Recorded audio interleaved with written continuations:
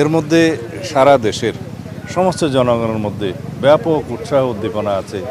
দীর্ঘ 17 বছরের কষ্টের নির্বাসিত জীবন শেষে আমাদের এই দেশের গণতন্ত্রের রক্ষা কবচ, আমাদের আগামীর বাংলাদেশের যিনি নেতৃত্ব দেবেন ইনশাআল্লাহ, তাকে এক নজর দেখার জন্য আমরা গণতন্ত্র অবমুক্ত করতে পেরেছি। ফ্যাসিবাদের বিরুদ্ধে সংগ্রাম করতে করতে এই ফ্যাসিবাদ বিরোধী রাজনৈতিক সংগ্রাম, গণতান্ত্রিক সংগ্রামের সুদীর্ঘ 16-17 বছর তিনি নেতৃত্ব দিয়েছেন আমাদের। তো সুতরাং আমরা চাই যেন তার এই ঐতিহাসিক প্রত্যাবর্তন যেন বিগত 55 বছরের ইতিহাসে যেভাবে যা কিছু দৃষ্টান্ত হচ্ছে তাকে ছাড়িয়ে যায়, এবং আগামী 55 বছরের ইতিহাসও যেন সেরকম কোনো ঐতিহাসিক ঘটনা না হয়, সেরকম একটা আমরা স্মরণীয় করে রাখার জন্যই আমাদের সমস্ত আয়োজন হচ্ছে। আশা করি সারা দেশের মানুষের জন্য অপেক্ষা করছে।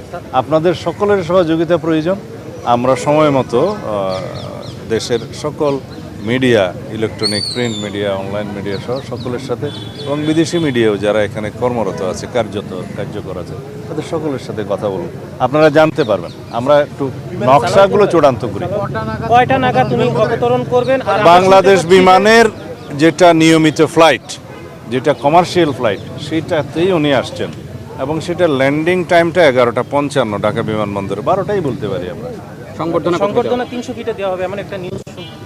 আমরা জায়গাগুলো দেখছি, যেহেতু বাংলাদেশের জনগণ তাকে এক নজর দেখার জন্য উদ্গ্রীব হয়ে আছে, উন্মুখ হয়ে আছে, এবং তার দুটো কথা শোনার জন্য উন্মুখ হয়ে আছে, সেই জন্য আমরা ব্যবস্থা করার চেষ্টা করছি কোন জায়গায় হলে সেটা ভালো হয়, এবং আমরা সেটাকে অ্যাকোমোডেট করতে পারবো, সবাইকে আসতে পারবো, জনদুর্ভোগ যাতে না হয়, সব কিছু বিবেচনায় আমরা জায়গাগুলো পরিদর্শন করছি। আপনারা বিমানবন্দরে যেখানে তিনি অবতরণ করবেন সেই জায়গা থেকে কিভাবে, কোথায় বসবেন এবং গাড়িতে উঠবেন, এবং সমস্ত রাস্তা যেই দিক দিয়ে উনি এবার কেয়ার হসপিটালে যাবেন, ওখান থেকে বাসায় আসবেন, এবং অন্যান্য অনুষ্ঠান আমরা যেটা করতে চাচ্ছি সেটা সময় মতো আপনাদেরকে জানাবো।